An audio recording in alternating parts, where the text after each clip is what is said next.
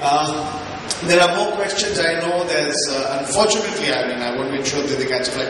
A few quick questions for Mr. Tarun Vijay, and we'll have his closing comments.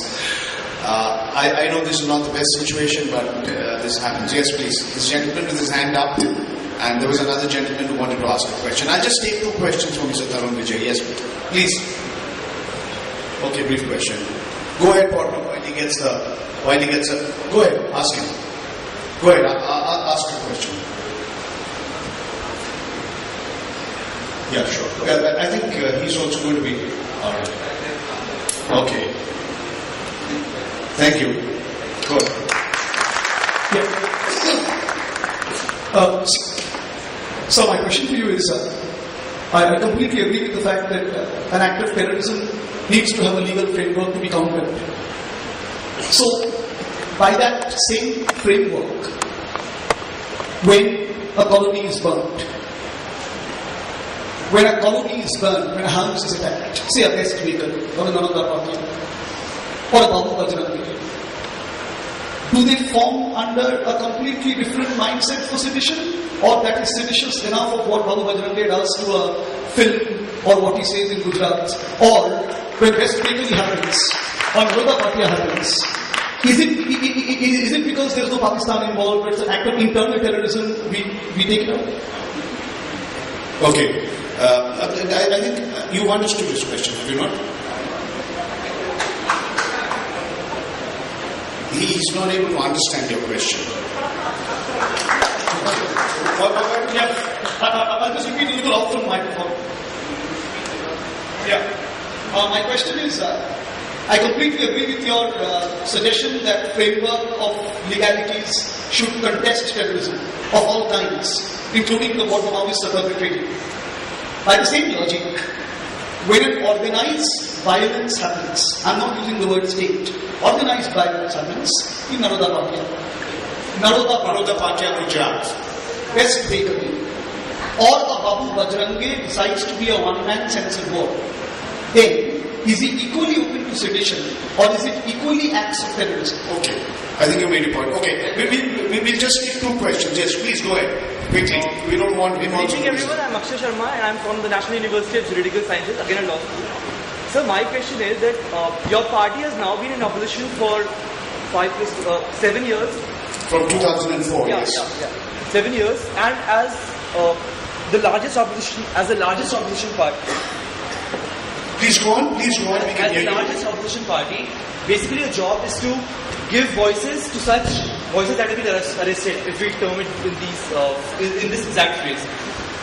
But why does this happen that opposition parties in general, and not just your party, that opposition parties in general amplify those voices that already are audible enough, but completely ignore those inaudible and those voices which go unheard? For example, a lot many opposition parties very vehemently and very emphatically took the cause of Ramdev when this entire thing happened, but we haven't really seen the same kind of response from the opposition parties when it comes to the case of Sharmila Iroo, and also that matter so many other examples that Mr. Tarun Deshpal noted. Right. So are we selective when it comes to giving voice to such arrested people? Alright, there's one gentleman who had stood up and I said I'll let you answer the question, please. And this will be the last question, yeah. I don't have much time left, my friends. Yeah. Okay, I'll tell you what. Go ahead, Tarun. Please go ahead and speak before... Okay, I got the microphone, can I ask? Yeah, it's a short question.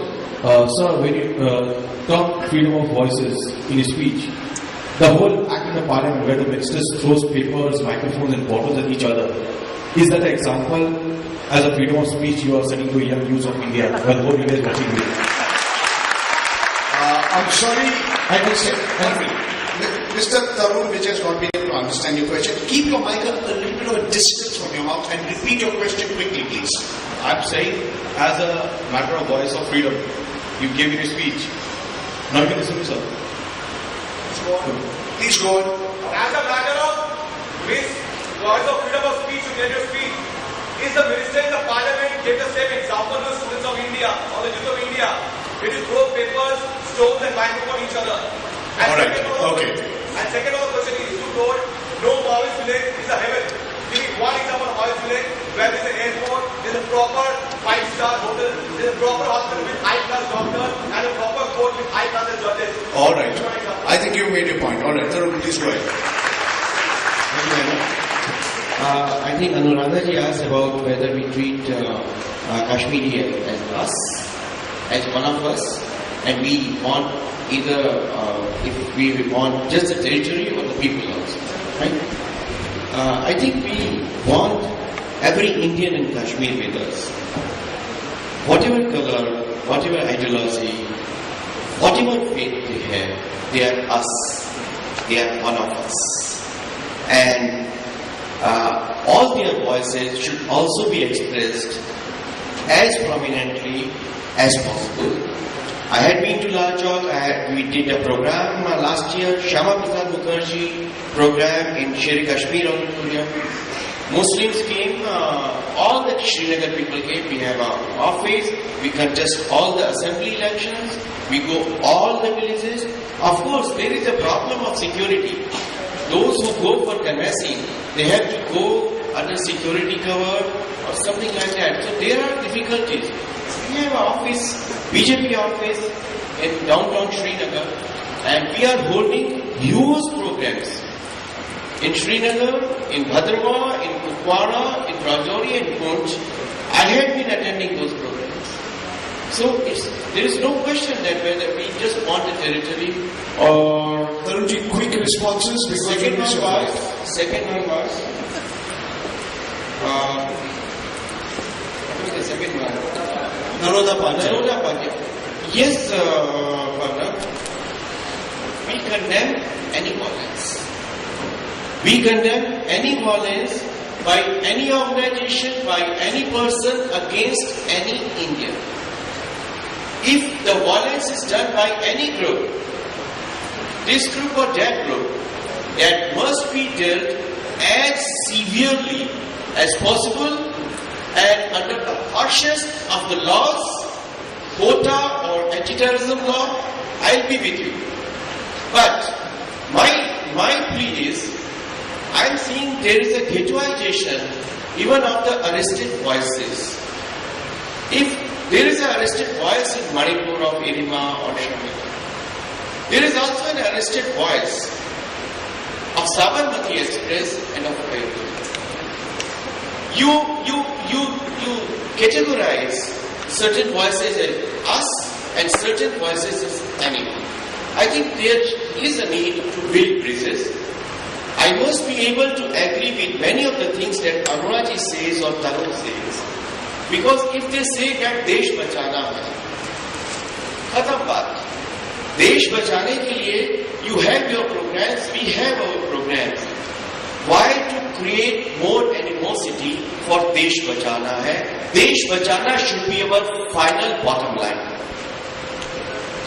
And I just want to say one thing.